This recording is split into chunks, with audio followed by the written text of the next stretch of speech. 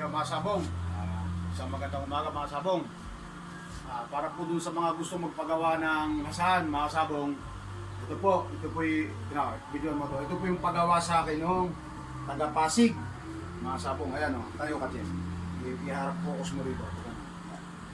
Ito mga sabong o, gusto mo magpagawa po, ayan, kompleto na po yan.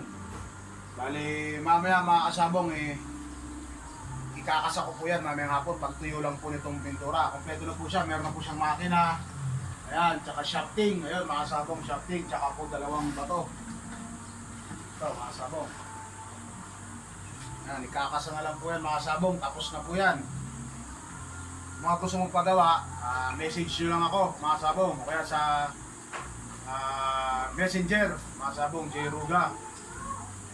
Mamaya po, pagkatapos niyan, ipapakita ko po sa inyo yung kabuuan mga sabong. Yun lamang mga sabong. Yo mga sabong. Ayan. Ito na po pala yung hasaan na ina-assemble ko, napagawa ni nung taga-Pasig mga sabong. Ito na po siya oh.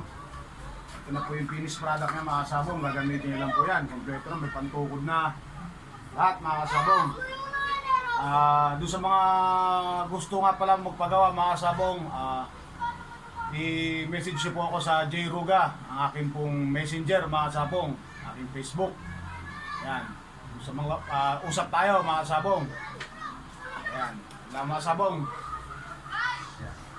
Tsaka ano pa pala, papaandar natin mga sabong.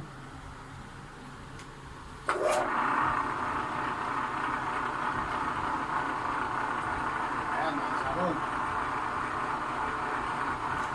Okay na po siya.